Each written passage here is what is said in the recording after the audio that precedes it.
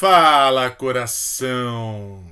Diga 33, aula 33 de literatura para o canal Escolha Educação. Não se esqueça de se inscrever no canal, curtir, compartilhar, comentar. Beleza? Hoje, lista de leitura obrigatória Unicamp 2025-2026. Livro Casa Velha, Machado de Assis. Vamos lá, de novo para o Machadão. Mais um Machadão na nossa lista aí, né? Então já conhecemos bem Joaquim Maria Machado de Assis, nascido em 1839, falecido em 1908. Curiosidade deste livro: o livro é publicado em folhetins, você já sabe, um capítulo por semana, nos jornais da época, beleza? Tá aí na revista A Estação, entre 1885 e 1886. O que acontece?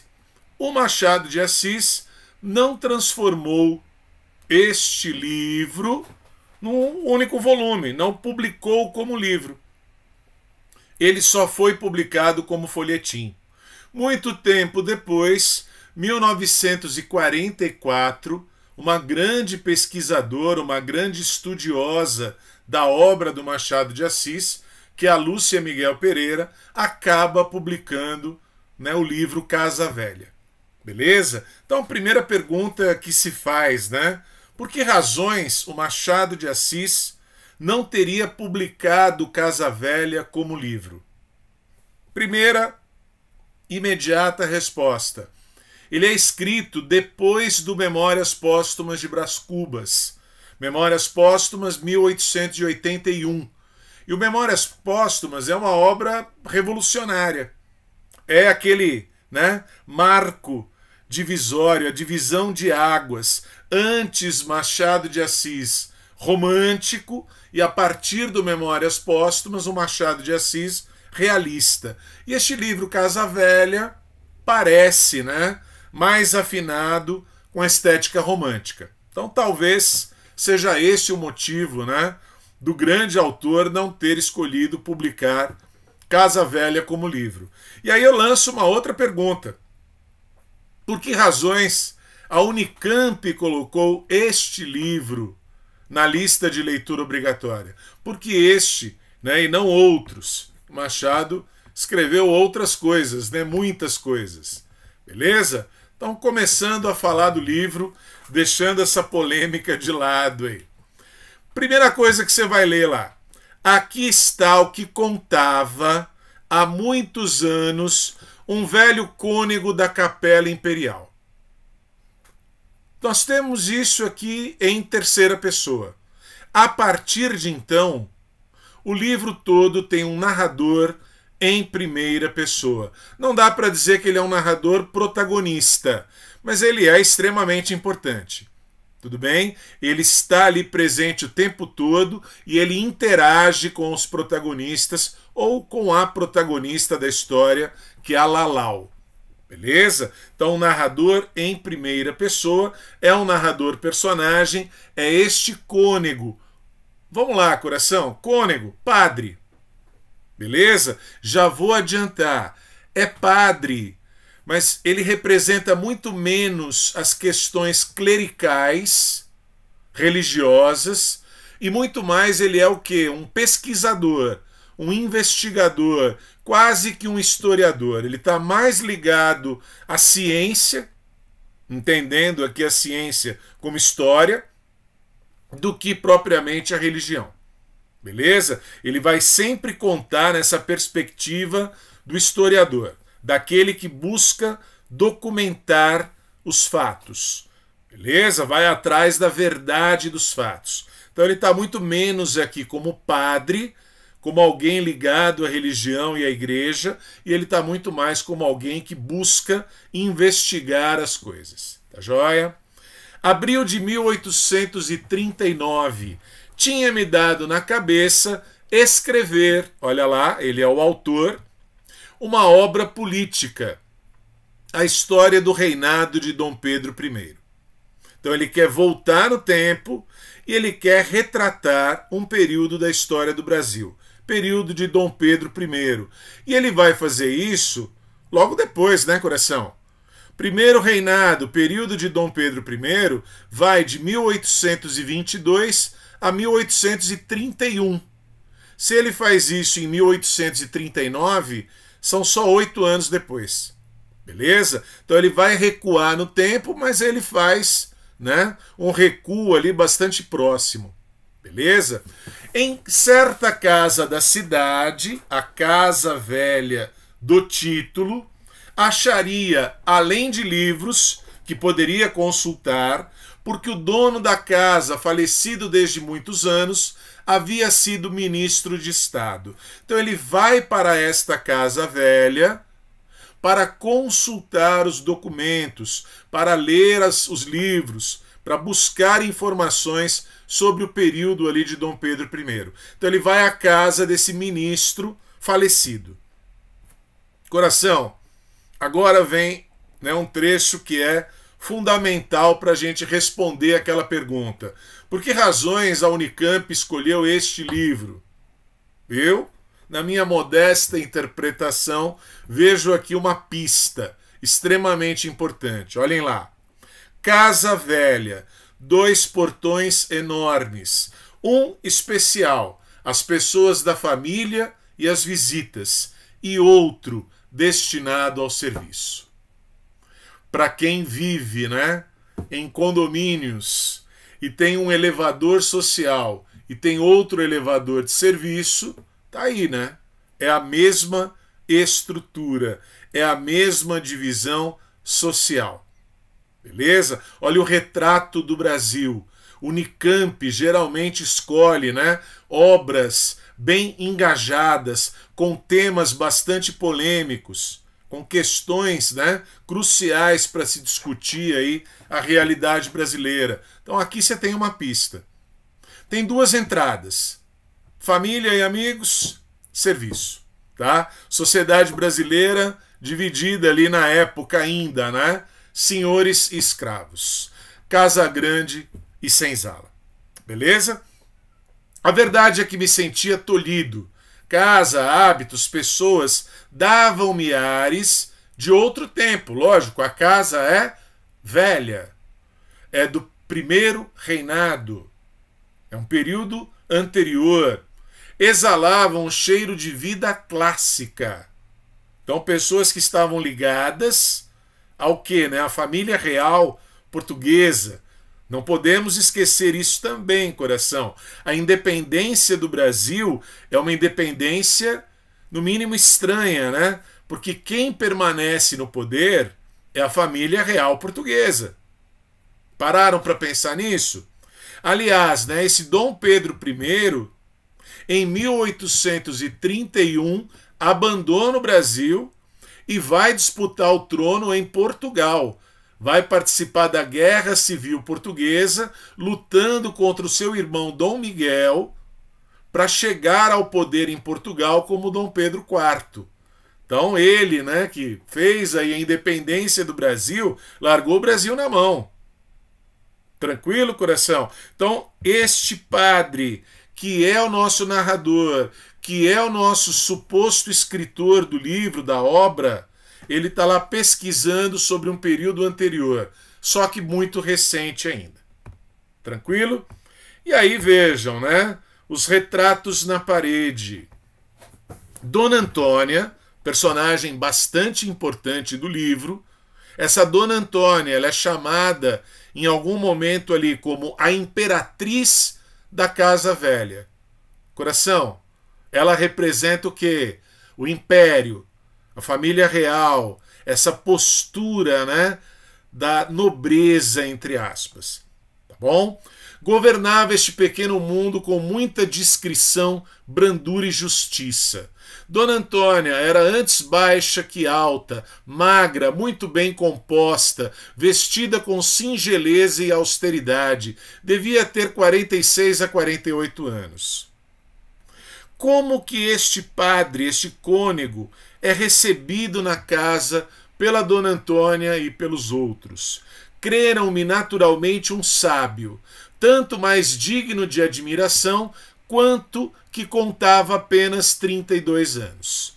A verdade é que era tão somente um homem lido e curioso.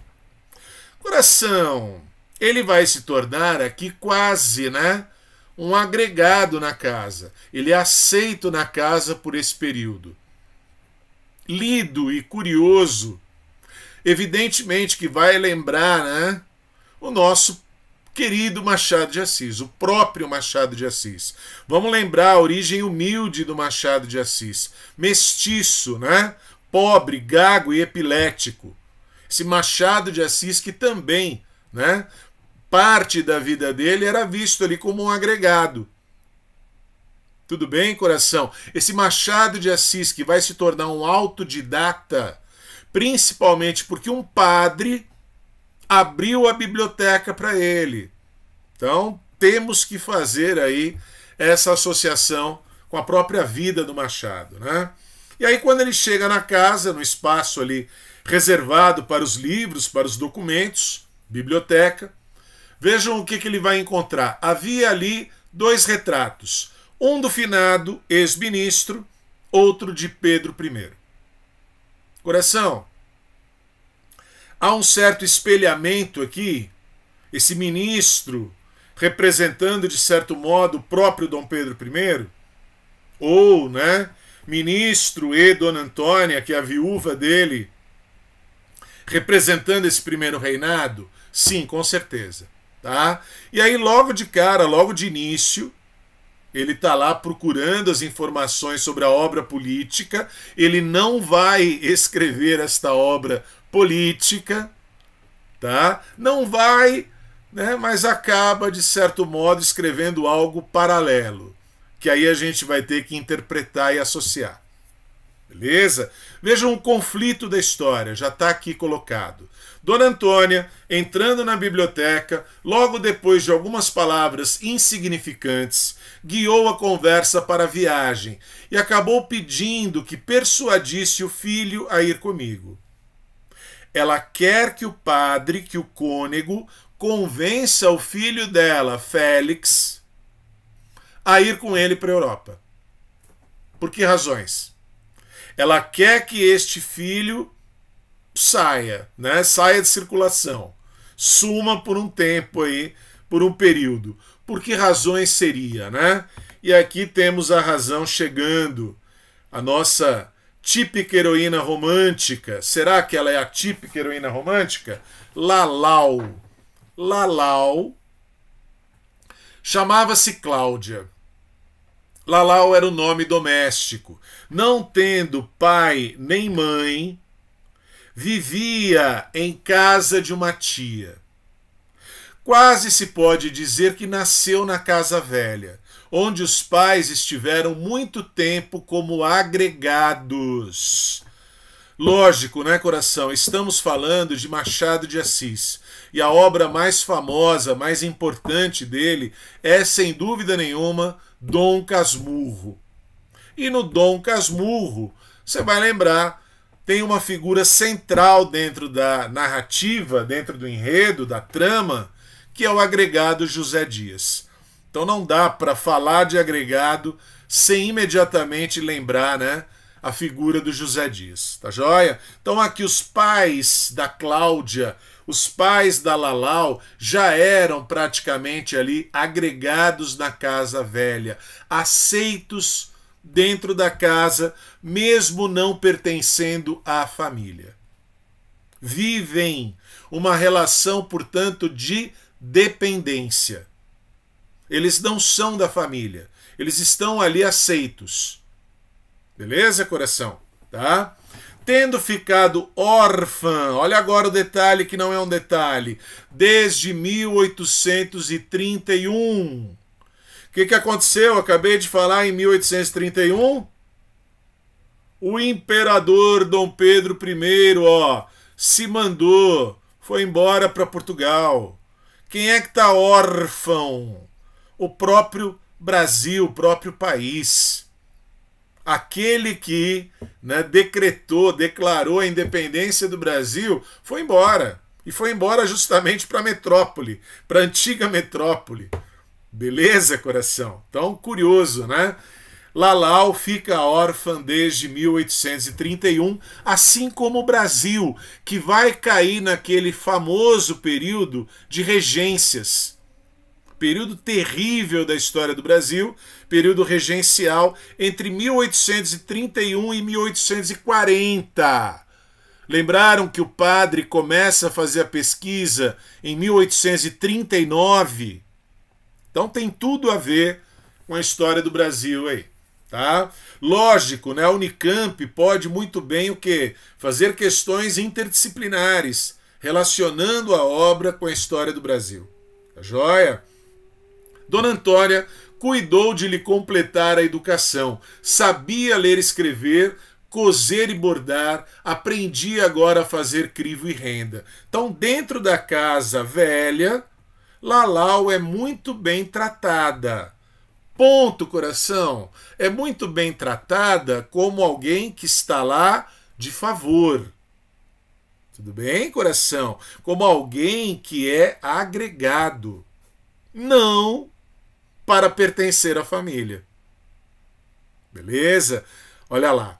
Realmente era uma criatura adorável, espigadinha, não mais de 17 anos. É a típica heroína romântica, né? Geralmente, numa história romântica, nós temos o quê? O par amoroso formado por dois jovens adolescentes.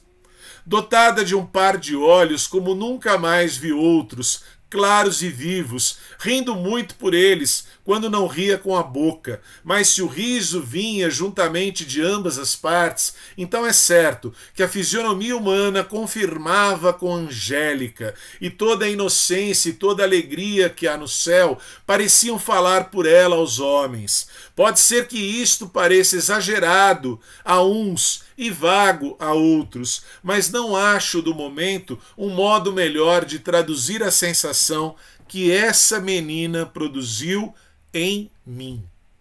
Contemplei-a alguns instantes com infinito prazer. Coração, quem está escrevendo, quem está narrando, é um padre. Então também, né? Chama a atenção aqui, ele está descrevendo de modo bastante apaixonado aqui essa figura, né? Então Lalau, neste primeiro momento da descrição, sem dúvida, ela lembra, ela, né, vai representar aqui o papel da típica heroína romântica. Ela é altamente idealizada. Beleza, inteligência, então ela tem todas as qualidades daquela típica heroína romântica, tá bom? Já comecei a falar de contexto, né? Aqui a gente vai ter mais algumas informações. Como sabe, há muitos desgostos contra o regente, período das regências. Tem regência trina provisória, regência trina permanente, regente Feijó. É uma loucura esse período aí de menos de 10 anos. Se o imperador já tivesse a idade de constituição, é que era bom.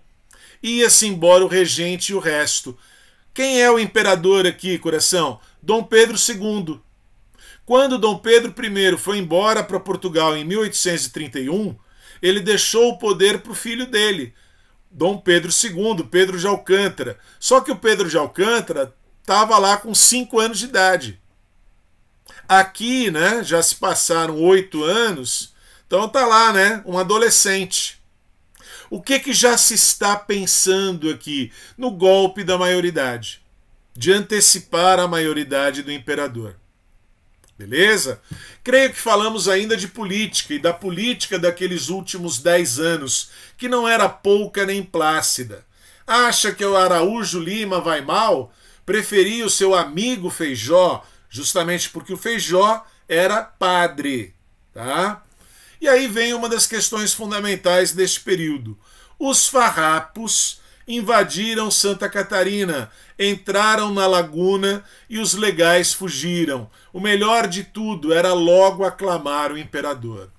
Neste período de turbulência, sem a figura ali centralizadora de um imperador, há vários movimentos pela independência, há vários movimentos separatistas pelo Brasil. Um deles, o mais famoso, talvez aí o que teve a maior repercussão, a Revolução Farroupilha, a Guerra dos Farrapos, no Rio Grande do Sul. É sobre isso que nós estamos falando ali. Tudo bem, coração? Então já falei, né? 1831 a 1840, período das regências. Em 1840, ou seja, né, o livro é projetado, é escrito em 1839, segundo a ficção do Machado de Assis. 1840, no ano seguinte, vai acontecer sim este golpe da maioridade. O Dom Pedro II sobe ao poder sem ter completado ainda 15 anos. Beleza? Tá? O livro, publicado em folhetins, lembraram? Um capítulo por semana? Quando? Já no segundo reinado, no fim do segundo reinado. Quando esse Dom Pedro II já está lá no fim de um mandato enorme, né? Se ele entra no poder em 1840, a proclamação da República se dá em 1889. Ele publicou o livro em folhetim um pouquinho antes disso, alguns 3, 4 anos antes disso. Num momento em que no Brasil havia o quê? Uma luta abolicionista, querendo botar fim na escravidão. A escravidão, né, sustenta, mantém essa família real no poder. Tá? Vamos cutucar aqui, né?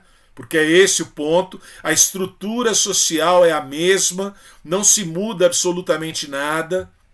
Tá? A oligarquia cafeeira, né, as elites agrárias mandando no país, tá? Esticando a escravidão ao máximo. Brasil vai ser o país com o maior número de escravos no mundo e por mais tempo. Então, né, como que se deu essa independência do país, né? Nessa aliança.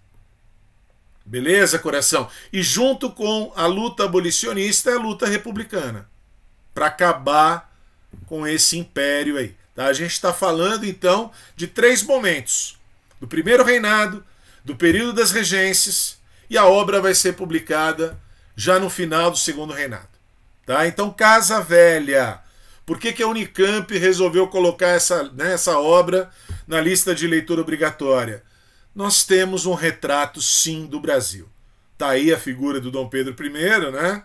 Que se mandou. Então o Brasil é aquele que está órfão do imperador, vivendo uma crise total de governo, uma série de revoltas, de movimentos separatistas. Não existe ainda Brasil. Tem que ser criado. A literatura vai ter um papel decisivo, fundamental nisso, né? É necessário criar uma unidade nacional. Não existe essa unidade nacional. Então, vamos criar um sentimento patriótico. Se você lembrou lá do Minha Terra Tem Palmeiras, onde canta o Sabiá do Gonçalves Dias, perfeito. Se você lembrou do livro Iracema, do José de Alencar, perfeito. Eram as idealizações românticas na construção de uma identidade brasileira. Tá? Aqui é outro viés, né? É a perspectiva crítica de um Machado de Assis. Tá bom? Vamos voltar para o enredo do livro. Revelações. Assim, quando desconfiei por aquele gesto que esta moça e Félix eram namorados, por que a mãe, Dona Antônia, quer que o filho Félix faça uma viagem para a Europa? Para afastar o herdeiro da Dona Lalau, da agregada.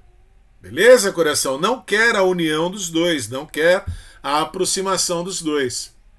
O padre, o cônego, que é quem está narrando a história, na visão dele, olha lá, achava-os tão ajustados um ao outro que não acabarem ligados parecia-me uma violação da lei divina. Há de parecer singular que não me lembrasse logo do pedido de Dona Antônia para que o filho me acompanhasse à Europa e o não ligasse a este amor nascente. Lembrei-me depois. A princípio, vendo a afeição com que ela tratava a mocinha, cuidei que os aprovava. Refleti agora, coração, olha lá. Lembrou das 2 entradas? A entrada social e a entrada de serviço? Refletir na distância social. Olha o retrato do Brasil, independente de quem seja aí, né, o imperador ou o governante, mais fundo, né, o mais profundo do retrato brasileiro é essa divisão. É a divisão de classe, a divisão social. Distância social que os separava. Lalau era admitida, era aceita, era tolerada na intimidade da família. Mas o rapaz, filho de ministro e aspirante a ministro, e mais que tudo, filho de casa grande, não preciso interpretar, né? Tá escrito aí. Tendo herdado o sangue do bisavô, tão orgulhoso nas veias da mãe, reservar-se-ia para algum casamento de outra laia. Lalau é aceita, Lalau é tolerada, Lalau é admitida ali na casa velha? Sim, numa relação de favor e dependência, numa relação de subalternidade. Tudo bem, coração? Não para se casar com o herdeiro. Não para pertencer à família. Quase, né? Uma família real. Belezinha? Isso é o Brasil. Mamãe percebeu, como o senhor, que nós gostamos um do outro. Este aqui é o Félix falando. E opõe-se. Não o disse francamente, mas sinto que, em caso nenhum, consentirá no nosso casamento. Este Vitorino, personagem secundário, só vai ser citado. Filho do segeiro que nos conserta as carruagens, é um candidato inventado para separá-la de mim. Então a dona Antônia, a imperatriz da casa velha, tem qual projeto? O filho vai embora para a Europa e nesse tempo, nesse intervalo, ela vai casar Lalau com o Vitorino, que é um empregado.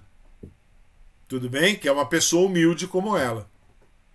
Não se lembra que mamãe já lhe pediu uma vez para levar-me à Europa? Era com o mesmo fim de afastar-me, distrair-me e casá-la. O senhor não conhece mamãe, é um coração de pomba e gosta dela como se fosse sua filha. Mas coração é uma coisa e cabeça é outra. Mamãe é muito orgulhosa em coisas de família. Coração, fazendo aqui uma associação, né? Se você já viu aquele filme A Que Horas Ela Volta, com a Regina Casé, que é um retrato do Brasil agora, né? Um Brasil bem próximo, bem contemporâneo, é isso, né? A empregada que é quase ali, né, mãe do menino, ela é aceita na casa, mas é empregada. Tudo bem? Há uma parede, há uma separação, há um muro dividindo as classes. Tudo bem? Ela é empregada, então ela é muito bem aceita na casa, mas ela nunca vai poder entrar na piscina. Perceberam? Então aqui, né, o livro talvez tenha sido escolhido pela Unicamp porque ela traz essa questão. E a lista da Unicamp ela é extremamente social. Se você pensar nos outros, né, autores escolhidos, nas outras obras escolhidas. Tá joia? Então aqui, né, mais revelações. É um livro gostoso de ler. O Casa Velha não é o melhor livro do Machado, mas é um livro fácil, acessível e crítico. Tudo bem? Então até gostoso de ler, acho que você vai ler uma boa aí. Outras revelações. Também eu, padre, eu cônego, eu que fiz voto de castidade, o celibato clerical, coração. Também eu amava a menina. Como era padre e nada me fazia pensar em semelhante coisa, o amor insinuou-me no coração a maneira das cobras, e só lhe sentia a presença pela dentada do ciúme. Quando ele percebe, né, a união amorosa do Félix com a Lalau, ele fica ali enciumado. Onde eles viam um simples protetor gratuito, existia um homem que, impedido de a amar na terra, ele vai seguir sim o seu voto de castidade, ele não vai romper com isso, ele nem sequer cogita essa hipótese, tá? procurava ao menos fazê-la feliz com outro. Então, já que ele não vai poder viver a paixão com a Lalau, ele quer sim ajudar o casal a ficar junto, Lalau e Félix. Beleza? Então aqui, né? Apesar de apaixonado, o cônego, o padre aqui, está cheio ainda das boas intenções. Tá? E aí vejam, ele vai falar diretamente com a Dona Antônia, com a imperatriz da Casa Velha. Quem? Lalau está caçoando. Lalau e meu filho, Vossa Reverendíssima está brincando comigo. Não vê que não é possível? Quer ouvir por que razão não podem casar? Porque não podem.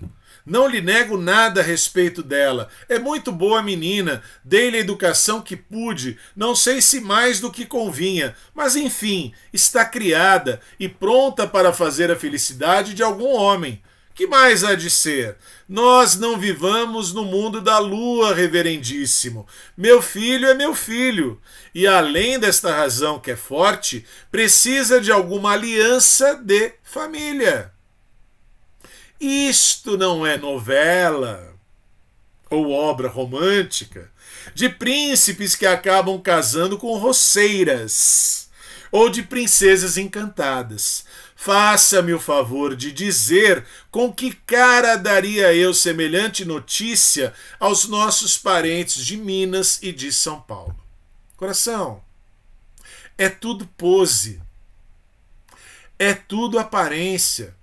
Ó o Machado de Assis, mestiço, pobre, gago e epilético, convivendo com essa elite brasileira, que só se preocupa com a imagem, com a fachada, com a pose, com a posição, o que os outros vão dizer, o que os outros vão pensar. O Félix e a Lalau se amam, são apaixonados, seria um casamento perfeito, mas vê o que os outros vão dizer. O que a sociedade vai pensar? Meu filho casado com, né, uma mulher sem origem, sem berço. Perceberam, coração? É aqui, né, que está a questão principal que acredito eu a Unicamp aí vai abordar, tá bom? Então, parece, né, quem já viu um filme chamado Relações Perigosas, Ligações Perigosas, Glenn Close, né? Filme bom pra caramba. Lembra, né? Lembra um pouquinho aqui, tá? Não pode ser, não pode casar. Esqueça, esqueça de uma vez para sempre.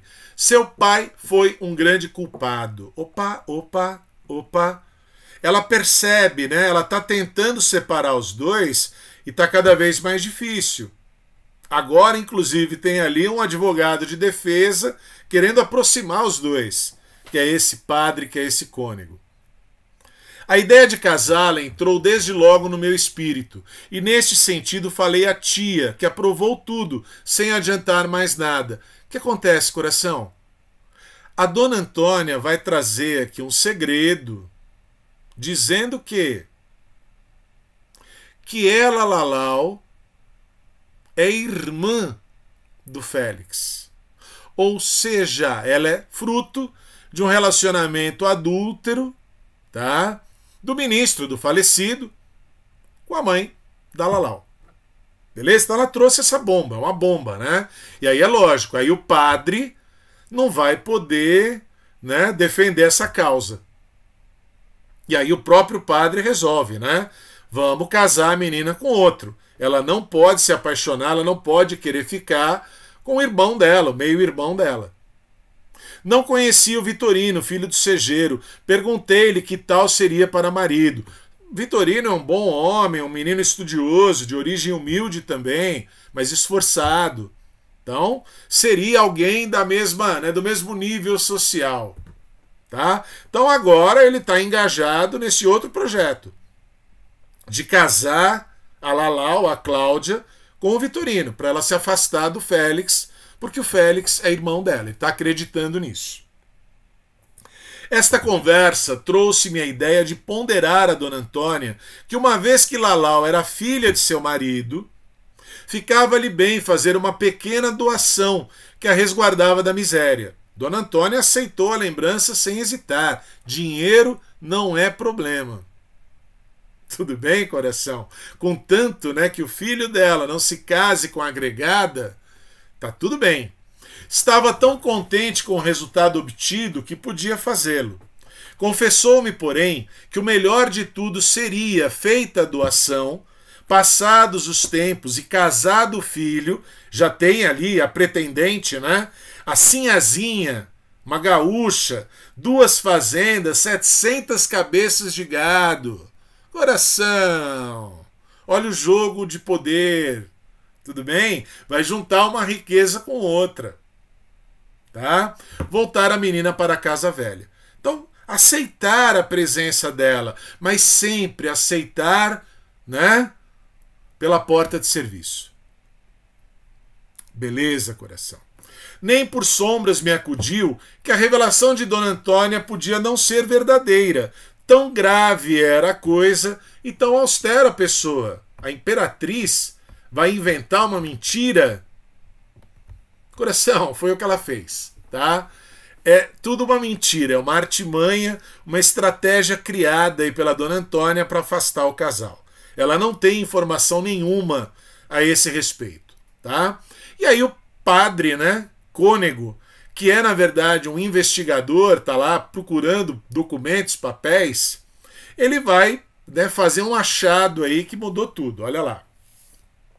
Dona Mafalda é a tia da Lalau, tá bom? Confirmou os amores da cunhada, da mãe da Lalau. Mas o ex-ministro via pela primeira vez, tinha a Lalau 3 meses. Ou seja, ele não pode ser o pai biológico da menina. Quando eles tiveram um caso, e realmente tiveram um caso, a menina já tinha nascido. Tudo bem? Então o pai era o pai biológico dela mesmo. Já falecido também. Tá?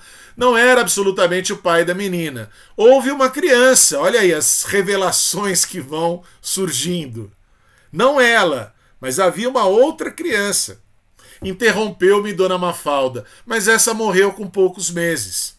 Dona Antônia negou-me tudo a princípio, mas acabou confessando o que ninguém poderia então supor. Ela ignorava os amores do marido. Ela quis inventar uma mentira, mas acabou descobrindo uma verdade.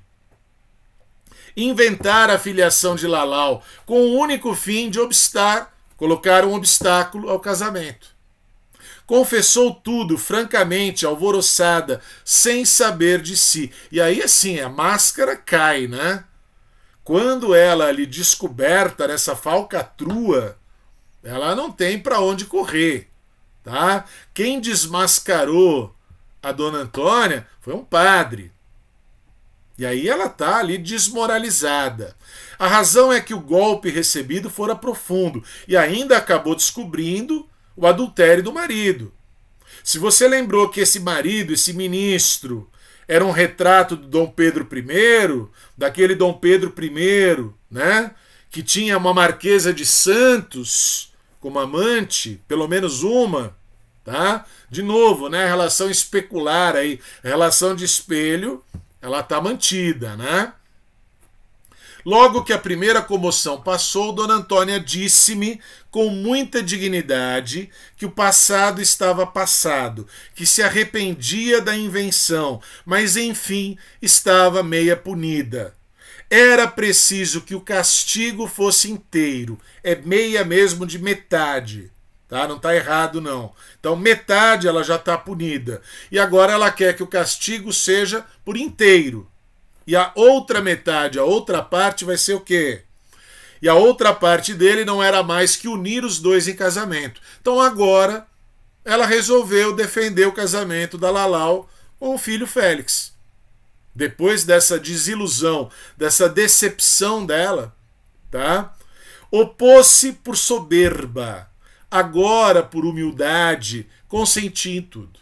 Então ela está aceitando tudo. Será que Deus vai escrever certo por linhas tortas, né? A partir desta mentira criada pela Dona Antônia, a verdade apareceu e é esta verdade que vai aproximar os dois? Teremos, coração, um final feliz nessa história? Olha aí que desfecho surpreendente. Lalau, depois de tudo isso, né, vir à tona, tudo veio à superfície, ela descobriu tudo, respondeu que não, que nada estava alterado, a situação era a mesma. Seja como for, não poderia casar-me com o filho do mesmo homem que envergonhou minha família. Ou seja, né, que manteve um relacionamento adúltero com a minha mãe, traindo meu pai. Então, moral aí 10, né? Dignidade moral 10 da dona Lalau, da dona Cláudia. Não é orgulho, é vergonha. Creia que estou muito envergonhada. Sei que era estimada na casa velha e seria ali feliz se pudesse sê-lo, mas não posso, não posso. Opa! Agora que a imperatriz da casa velha está aceitando a união do herdeiro com a agregada, quem recusa, quem diz não é a agregada. Lalau não cedeu a tia nem a mim, não cedeu nada ao filho de Dona Antônia que a foi visitar e a quem não pôde ver sem comoção e grande, mas resistiu. Entrava já no espírito de Dona Antônia um pouco de amor próprio ofendido com a recusa. Aí é óbvio, né? Ela aceita e ela é recusada. Ela, Dona Antônia, é recusada. O filho dela, o queridinho, o herdeiro, é recusado. E aí pronto, né? Volta aquela soberba, aquele orgulho. Vitorino fora pedi-lhe em casamento e que a moça consultada respondeu que sim. Então, Lalau vai se casar sim com Vitorino, alguém da mesma classe social que ela. Félix padeceu muito com esta notícia, mas nada há eterno neste mundo, e ele próprio acabou casando com Sinhazinha. Tudo como dantes no quartel de Abrantes. Não mudou nada, coração. Olha lá, a estrutura social foi mantida. Né? Aqueles que pertencem à nobreza, à realeza, se unem em matrimônio. E aos pobres, né, só cabe aí a união com outros pobres. Beleza? Se ele e Lalau foram felizes, não sei, mas foram honestos. E basta. E acabou a nossa história. Já foi cobrada esta história na Unicamp, agora no último vestibular. E aqui é uma questão da segunda fase, ou seja, você tem que escrever. Em 1943, 44, Lúcia Miguel Pereira, importante estudiosa da obra de Machado de Assis, publicou em livro a novela Casa Velha, que havia aparecido seriadamente na revista Estação entre janeiro de 1885 e fevereiro de 1886. Ao comparar essa novela com os primeiros romances machadianos, ela nos diz: Lalau, a heroína de Casa Velha, é igualmente criada por uma viúva rica, cujo filho ama. A velha senhora lança a mão de uma calúnia para separar os namorados, e desfeita esta calúnia, a moça se retrai, recusa entrar para uma família que a desdenhara, volta resignada, mas triste, ao meio humilde de onde sonhara sair. Então esse é o texto citado aqui, né, da Lúcia Miguel Pereira. Letra A. Considerando a casa como um microcosmo da sociedade brasileira dos tempos da regência, identifique e explique as posições ocupadas pelas duas personagens femininas mencionadas no trecho. Lalau de um lado, tudo bem, coração? E a Dona Antônia de outro. Dona Antônia representa o quê? A casa velha. Representa o quê? Ela é a imperatriz da Casa Velha, o primeiro reinado, a família real, aquela condição de nobreza, de soberba, de arrogância. Nobre é o famoso sangue azul, né? Nobre passa de pai para filho. Beleza, coração? É o Dom Pedro I que passa o poder para Dom Pedro II. Então, é isso que ela está zelando. Só que é um momento do Brasil que o Brasil está lá extremamente conturbado. Há uma série de revoltas populares tentando ali movimentos separatistas. No Rio Grande do Sul é o mais forte, os farrapos. Daqui a pouco eu vou mostrar um mapa aqui com vários movimentos. Então Lalau representa o quê? O outro lado. Aqui está se discutindo, sim, né? Essa unidade do Brasil. Brasil vai ser constituído de que maneira? De que maneira se constrói a identidade brasileira? Brasil ainda naquela divisão de senhores escravos, ou um Brasil que vai, né, buscando uma nova identidade? Dá para se interpretar dessa maneira, coração. Agora, pelo final da história, percebam, tudo se manteve, né? É o Félix casado, né, com a Sinhazinha, com né, aquela senhora de terras, 700 cabeças de gado, e é a coitadinha, né, da Lalau casada com o Vitorino. Perceberam? Então nada mudou, né? Apesar daquela turbulência, daquela agitação do período regencial, logo chega o golpe da maioridade e o Dom Pedro II sobe ao poder para manter tudo, né, como era. A estrutura social ela é mantida. Essa é uma interpretação, lógico, né? Você pode ter outra, é uma questão dissertativa, tá? B. Reconte aqui brevemente a calúnia que separou Lalau de seu amado. Coração, aí é enredo, né? É aquela história criada pela Dona Antônia de que o Félix, né, e a Lalau eram irmãos, que a Lalau era filha também do falecido ministro. A gente já sabe, acabou de falar sobre isso. Como tal calúnia foi desfeita nas investigações, né, do padre, do cônego, que é o narrador da história, ao conversar lá com a dona Mafalda, ele teve a revelação de que havia sim uma outra criança, tá? Mas a Lalau não, porque quando eles começaram o relacionamento adúltero, Lalau já tinha 3 meses. É só citar isso, tá? A seguir, tendo em conta a estrutura social do Brasil da época, ofereça uma interpretação para o fato de haver uma dificuldade na união entre Lalau e seu amado. É a divisão de classes, é a questão social brasileira, é o elevador de serviço e o elevador social que você pode lembrar aqui, tá bom? E aí, né, tô chegando no final, fiz aquela pergunta, por que a Unicamp escolheu esse livro? Certamente não é o melhor livro do Machado de Assis, mas outras obras já foram muito cobradas. Falar de vestibular, com Memórias Póstumas de Brás Cubas, Dom Casmurro, Quincas Borba, O Alienista. A Unicamp já colocou o Espelho. Então, né, para não repetir tanto, acabaram achando aqui o Casa Velha. É um livro que tem um enredo romântico, uma personagem, né, idealizada como a Lalau, bem romântica. Só que, coração, não temos final feliz, não temos final trágico. Dentro do romance romântico tradicional, o namoro dos dois jovens termina em tragédia ou termina em final feliz com casamento. Nem uma coisa nem outra. Não temos final romântico. E é uma obra com extrema, né, crítica social. Tudo bem? É sim um retrato crítico da realidade brasileira. Tá? Enquanto a matriarca Dona Antônia se apoia em falsos valores e apela para mentiras, para calúnias, então vejam, né? Ela que é a imperatriz, ela que é a poderosa, ela acaba se revelando o quê? Hipócrita. Tudo bem, coração? Né? Falsa, mentirosa. O falecido ministro manteve um relacionamento adúltero às escondidas, dentro da casa, com a agregada. A mulher ali do lado.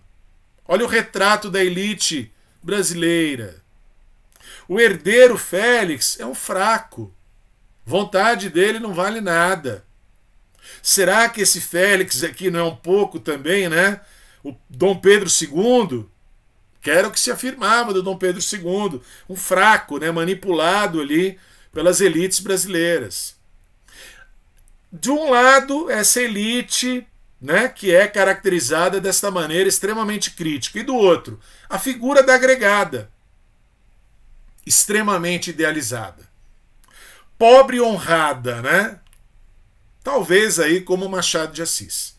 Machado de Assis, pobre, que acaba, né, subindo na vida e convivendo com a elite brasileira e mantendo seus princípios. Beleza? Então talvez até um próprio retrato, né, do Machado de Assis. Então aquela classe intermediária, sem título, sem propriedade, sem dote, está entre os senhores e os escravos. É livre, mas está sempre dependendo de alguém. Tá? Esse é um retrato do Brasil deste período. Olha aqui do lado. Ó. Havia movimento separatista em todos esses lugares. É no Pará, no Maranhão, na Bahia, Rio Grande do Sul. Tá? Então, como tornar o Brasil um país, né? Uma unidade federal? Esse era o grande desafio deste período. Tá? E o Machado, literariamente, está representando isso. Coração, por falar em Machado, né? Essa é a 6ª aula dentro do canal Escolha Educação que eu faço sobre Machado de Assis. Aula 1, Quincas Borba. Aula 11, Dom Casmurro. Aula 18, Machado de Assis antirracista. Eu trago ali, né? Além de uma crônica, Pai contra a Mãe e o Caso da Vara, 2 contos. Fiz na aula 23 um paralelo entre o conto Espelho com um episódio da série Black Mirror. E na aula 26, agora bem mais próxima, o Alienista. Tá bom? Em breve, né, quando a Unicamp mudar a lista, teremos Memórias Póstumas de Brás Cubas. Tá? Eu já estou mostrando aqui, olha a foto que eu trouxe do Machado de Assis. Tentaram branquear, tentaram embranquecer Machado de Assis ao longo do tempo aí. Só que não, né, coração? Nosso maior escritor, nosso grande escritor, além de nunca ter frequentado bancos universitários, era sim afrodescendente, tá bom? Então aqui bem claro, né? Eu vou mostrar para vocês na sequência, para as próximas aulas, a lista da Unicamp. Depois de eu ter trazido A Vida Não É Útil, do indígena, né, Ailton Krenak, eu estou agora começando com o Machado, mas vou passar pelo Lima Barreto, pelo Cartola, pela Conceição Evaristo, para chegar até numa escritora africana, tá? Chimamanda Adichie, tá bom? Então agora vem uma sequência, trabalhando com as questões aí da negritude, ou outro termo que queiram dar aí, tá bom? Beleza? Valeu, coração. Qualquer dúvida, por favor, manifeste nos seus comentários. Sugira temas, assuntos, livros, autores, obras para as próximas aulas. Aquele abraço. Fui.